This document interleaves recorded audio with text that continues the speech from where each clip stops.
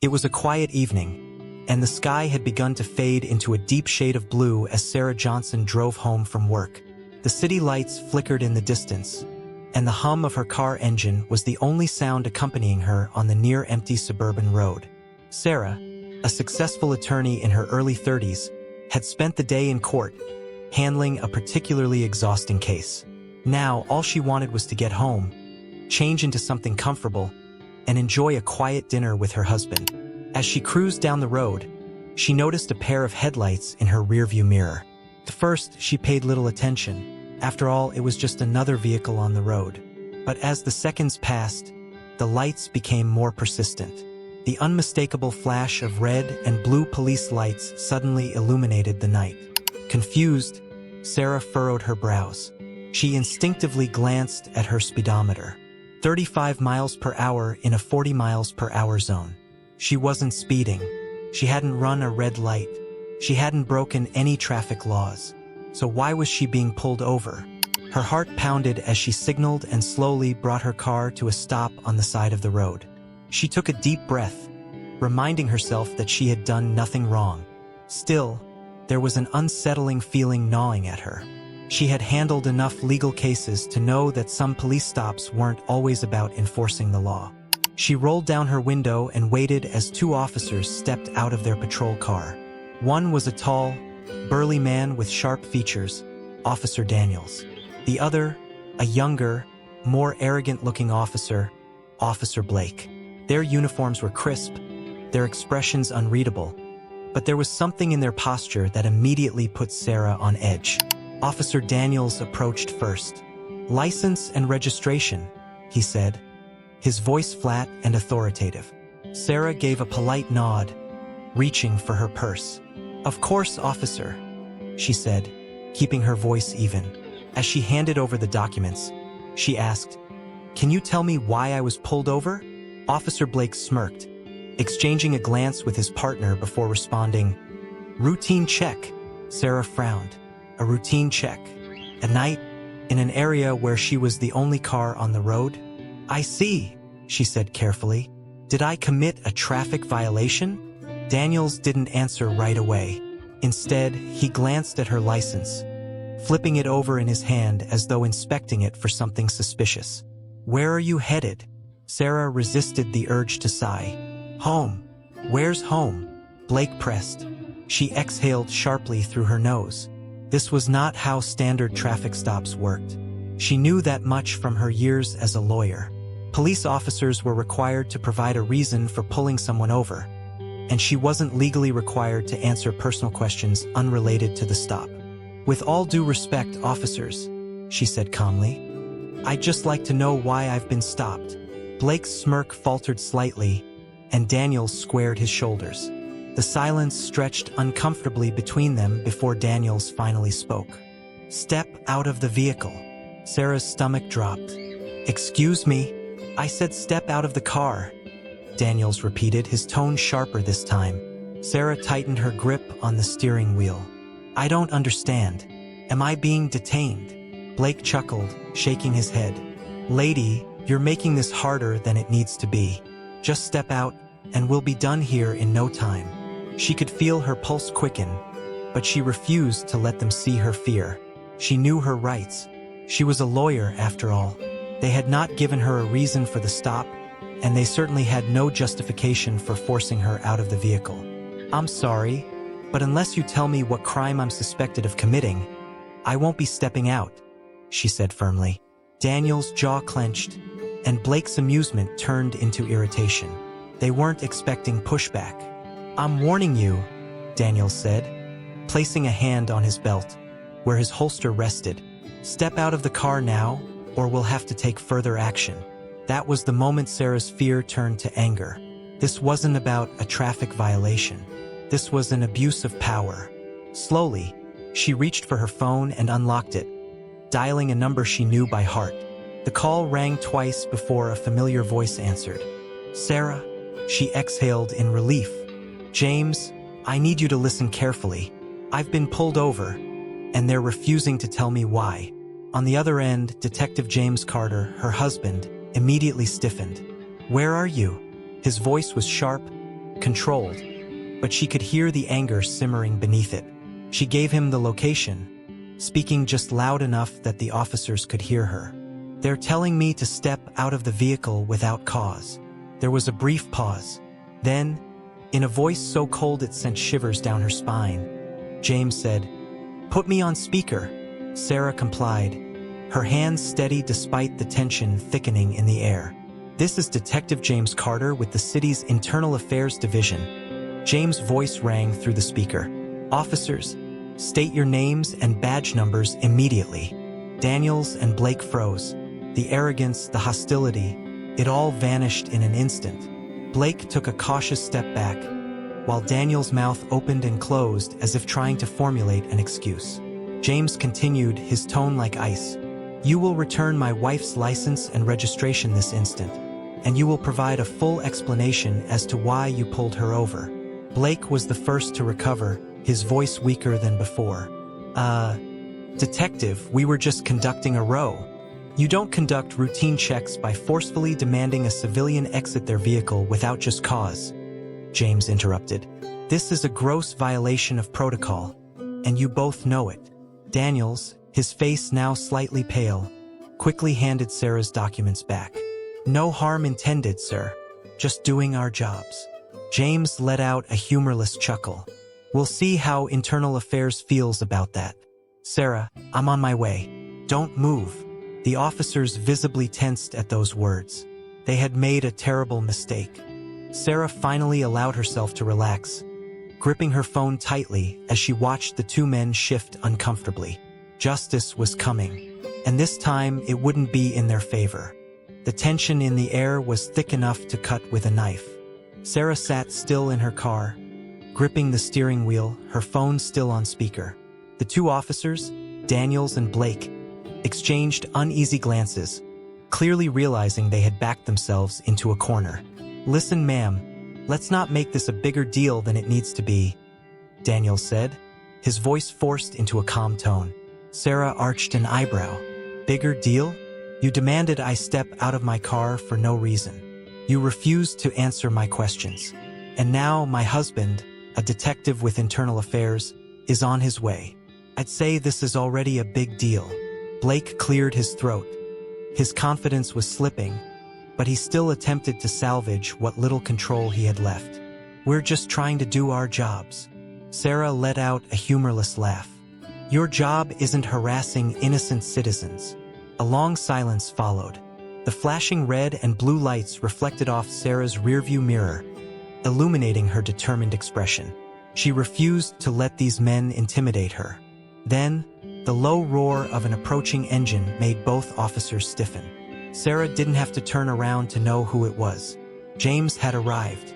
A sleek, unmarked black car pulled up behind the patrol vehicle, and the driver's side door swung open.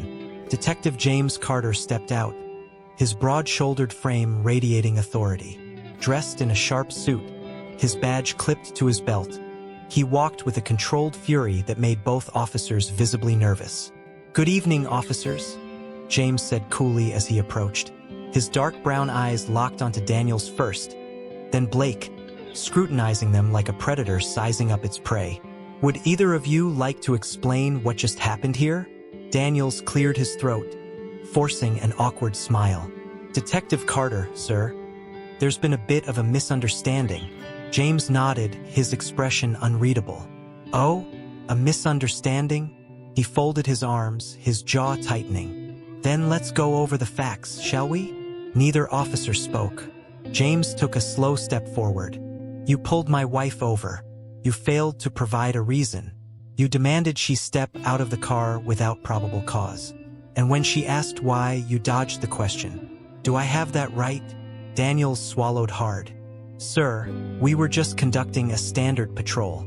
We weren't targeting anyone." James let out a dry chuckle.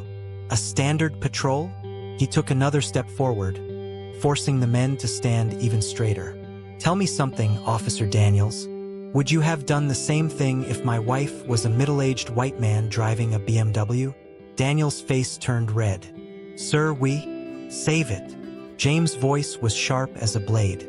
"I don't want excuses. I want badge numbers." Blake hesitated, but Daniels immediately rattled off his number, his face tight with frustration. Blake followed a second later. James took out his phone and typed their badge numbers into a document. You'll both be facing formal complaints with internal affairs. You know what that means, don't you? Daniels exhaled sharply. Detective, we don't need to go that far. You had no problem pushing your authority when you thought you were dealing with an ordinary citizen, James interrupted. His voice was low and dangerous. Now, you want mercy? Silence. James turned to Sarah, his expression softening. Are you okay? She nodded, relieved to have him there. Yeah, I'm fine. James looked back at the officers. Hand her a written reason for the stop. Right now. Daniels hesitated but finally reached for his notepad. His hands trembled slightly as he scribbled something down and tore the page out, handing it to Sarah. James glanced at it and scoffed. Failure to maintain lane position? He raised an eyebrow. That's the best you could come up with? Daniels said nothing. James smirked. I'll be seeing both of you soon. And trust me, it won't be pleasant. With that, he turned back to Sarah. Let's go home. Sarah didn't hesitate.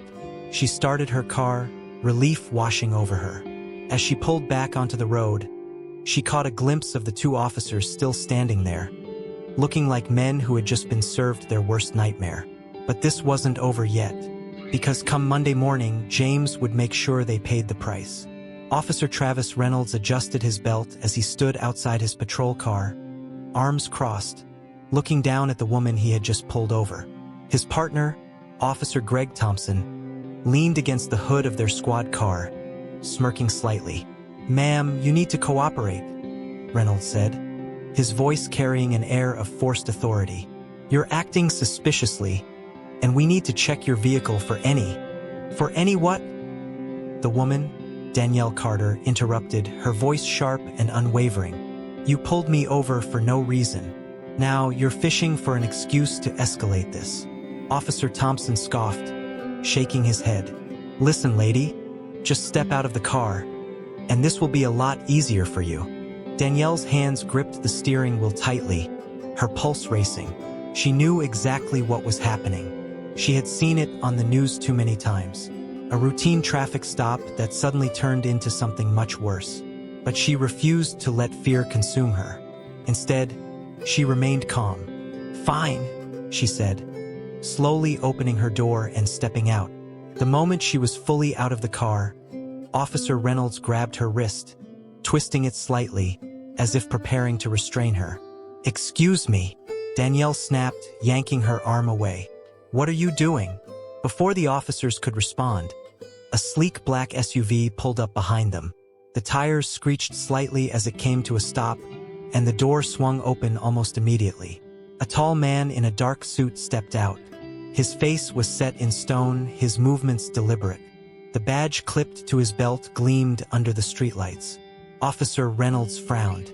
Sir, this is a police matter. Please step back. The man, James Carter, ignored the officer completely and locked eyes with his wife. Are you okay? Danielle exhaled sharply, relief washing over her at the sight of her husband. I'm fine, but these two decided to harass me for no reason. James turned to the officers, his expression unreadable. What exactly is the reason for this stop? Reynolds' face paled slightly. Sir, this woman was driving erratically. We needed to check. I was not, Danielle interrupted, glaring at him. James pulled out his badge and held it up for both officers to see. The gold lettering flashed in the dim light. Special Agent James Carter, FBI, he said in a clipped tone. And unless you have a legitimate reason for detaining my wife, I suggest you let her go. Now. Thompson visibly swallowed, his previous smirk disappearing entirely. Reynolds blinked rapidly, his grip on his belt tightening. Sir, we were just following procedure. James took a step closer. Are you profiling her? No, of course not. Reynolds stammered, looking to his partner for support. James' jaw tightened. He had worked in law enforcement long enough to know the signs of an unjustified stop. And he was furious. This stop is over, he said firmly. "Unless you'd like to explain to Internal Affairs why you pulled over an innocent woman without cause." Reynolds hesitated, then exhaled sharply. "Fine. She can go." James didn't move until he was sure Danielle was safely back in her car. He stared the officers down for a long moment before finally stepping back toward his SUV. Danielle rolled down her window. "Thank you," she said, her voice steady. James gave her a small nod before turning his gaze back to the two officers.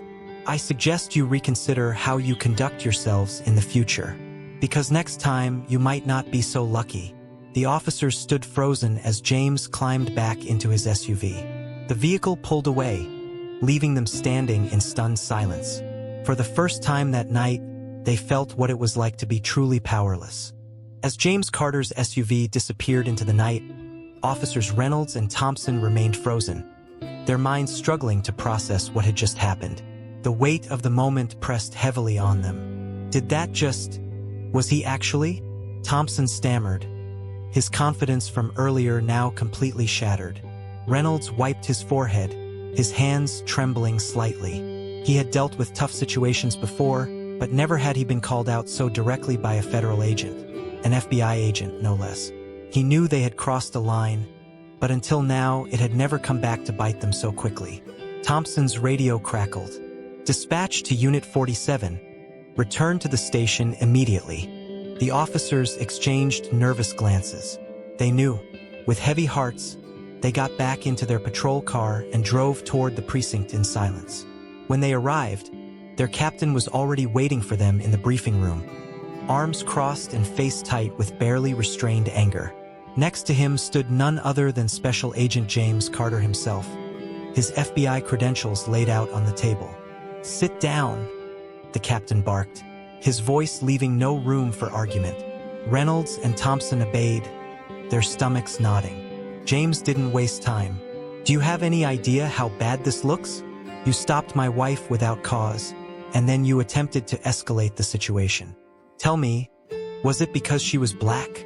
Reynolds opened his mouth to protest, but James held up a hand, silencing him. "Save it. I've already reviewed the dashcam footage." Reynolds' breath hitched. The footage would show everything. How they stopped Danielle for no reason, how they harassed her, how they tried to justify their actions after realizing they had no legitimate reason to pull her over. "Sir, Thompson started, but the captain cut him off. "This department will not tolerate misconduct," the captain said coldly. "You're both suspended, effective immediately. Internal Affairs will be conducting a full investigation. If they find sufficient evidence of racial profiling, you will be terminated." Reynolds slumped back in his chair, knowing there was no way out of this.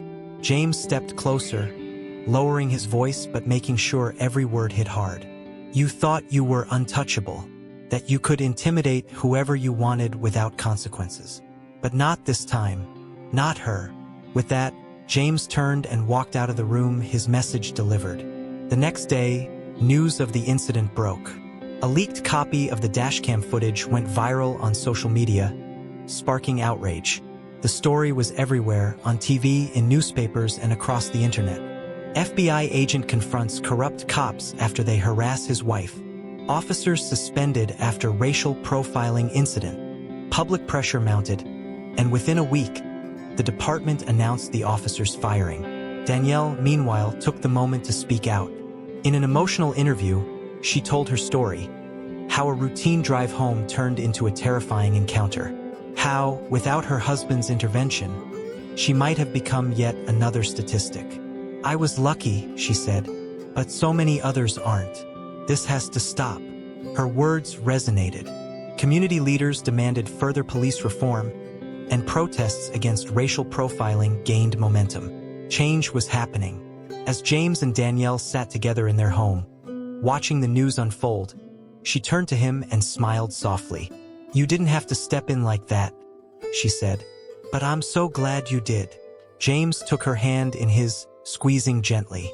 "No one messes with my family," he said, "and no one should have to go through what you did. Not ever again." The fight for justice wasn't over, but tonight, they had won a small but meaningful victory. If you believe in standing up against injustice, let's spread awareness together. Don't forget to like, share, and subscribe for more powerful stories.